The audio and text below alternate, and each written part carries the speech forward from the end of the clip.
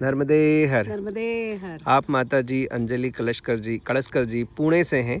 संपूर्ण माँ नर्मदा जी की पैदल परिक्रमा पर माता जी आपने ओंकारेश्वर से परिक्रमा शुरू की। हाँ जी। अभी आप बड़वानी के आगे बिजासन आ गए, यहाँ तक का आपका अनुभव कैसा रहा वो साझा कीजिए। बहुत ही हृदय स्पर्शी अनुभव था, मैं सच्ची में बोलती हूँ आपको जी। हम ऐसे शहर से आते हैं लोग यहाँ पे, लेकिन यहाँ पे जो माँ नर्मदा के प्रति जो सेवा भाव है, जो प्यार है और जो वो लोगों में बांटते हैं, ऐसा नहीं है कि सिर्फ श्रद्धा है और घर में पूजा करते बैठे हैं, बट बहुत ही हमें अच्छे अनुभव आए।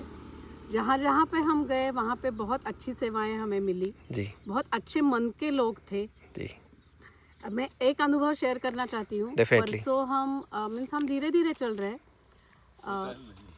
बताया आप ऑलरेडी आई थिंक बताया हाँ, है जड़ वाला बताया, करेक्ट, कि हमें घर में रहने के लिए, लेकिन एक माकड़खेड़ा के आगे कौन सा गांव था वहाँ पे हम रुके थे और ऐसे वो घर के पोर्च में हम सो गए थे जी। अभी आदत तो नहीं है, लिटरली कुत्ते भौंक रहे थे रास्ते पे, ऐसे टाइप की सेवा थी वहाँ पे, आश्रम था जी। लेकिन उन्होंने मुझे देख के, वो जो मैया थी उन्होंने हमें टेलीफोन चार्जिंग के लिए अंदर बुलाया घर के, फिर मुझे बोला कि माँ जी आपको कपड़े धोने हैं तो आप अंदर आ सकते हो जी। आपको अगर कुछ गर्म पानी दिया हमें, लाइक यू नो।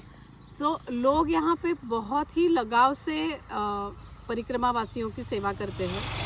और इवन आप अभी ये जो रास्ता है वो बिल्कुल निर्मनुष्य टाइप का रास्ता है, गाँवों गाँवों से चलता है, लेकिन आज सुबह जब हमें वो गरम गरम खिचड़ी मिली, बालभोग मिला, जो आप लोगों ने सेवा की, वो बहुत ही हृदय स्पर्शी था। सब करवाने वाली मैया है माता जी। इसका मैं आपको एक बहुत छोटा सा उदाहरण दूं तो कई बार हम बोरखेड़ी से बिना बाल भोग करे वापस आते हैं, तो देखिए ये तो सत्य है, अगर हम करने वाले होते तो हम भूखे नहीं आते। बराबर राइट। तो कई बार बाल भोग महापूर्ण हो जाता है और हमको रास्ते में मार्केट में से करना पड़ता है, हम नहीं कर पाते, तो ये सब करवाने वाली मैया है। नहीं सच्ची में हमारी भी श्रद्धा बहुत दृढ़ हुई मैया के ऊपर जी। हम कपिलेश्वर में मैया के संगत में हम 2 दिन रुके जी जी, क्योंकि बाद में फिर अभी तट दिखने के लिए टाइम लग जाता है जी। तो वो हमारी भी श्रद्धा अभी मैया के ऊपर की इतनी दृढ़ हो रही है जी जी। और वो लोगों के माध्यम से हम तक पहुंच रही है और वो श्रद्धा दृढ़ हो रही है। करेक्ट। तो बहुत यहाँ के सभी सेवकों का धन्यवाद, आश्रमों का धन्यवाद, जिनसे माँ करवा रही है ये सब सेवा। So we are very very happy. Thank you so much. आप दोनों के लिए भी हम बहुत बहुत धन्यवाद। जिस तरीके का सर्विस आप दे रहे हैं लोगों को, लोगों से प्यार से। अभी अंकल ने भी मुझे इतना गाइड किया, ऐसा करो शूलपाणी में, कैसा करो। सो इवन ये गाइडेंस भी बहुत मायने रखता है, बिकॉज हम तो पहली बार आ रहे हैं जी। सो एक कॉन्फिडेंस आ जाता है कि नहीं हम कर सकते हैं बिल्कुल। और उससे कन्विक्शन बढ़ता है कि नहीं चलो आगे चलो आगे चलो, यू नो, आधा नहीं छोड़ना है। कितने भी कष्ट हुए तो भी प्यार करने वाले लोग हमें रास्ते में मिल रहे हैं।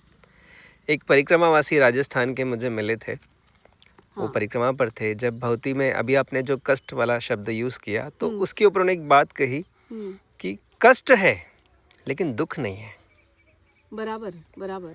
कष्ट है लेकिन दुख नहीं है। कष्ट तो होगा, मानव शरीर है, रोड पर चलेंगे, कभी इतना चले नहीं, पैर में चुभता भी है, थकान भी होती है, गर्मी भी लगती है, सब होता है, तो कष्ट तो होगा, लेकिन दुख कतई नहीं है, आनंद ही आनंद है। डेफिनेटली।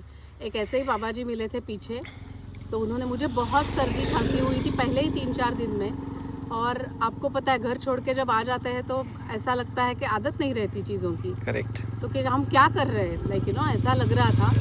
तो वो बाबा जी एग्जैक्टली सेम चीज़ बोले जो आपने बोली कि मैया छोटे बहुत सुख दुख तो चलते ही रहते हैं, लेकिन आपको जो आगे जो आनंद आएगा, सिर्फ मैया के ऊपर भरोसा रखो और आप चलते रहो।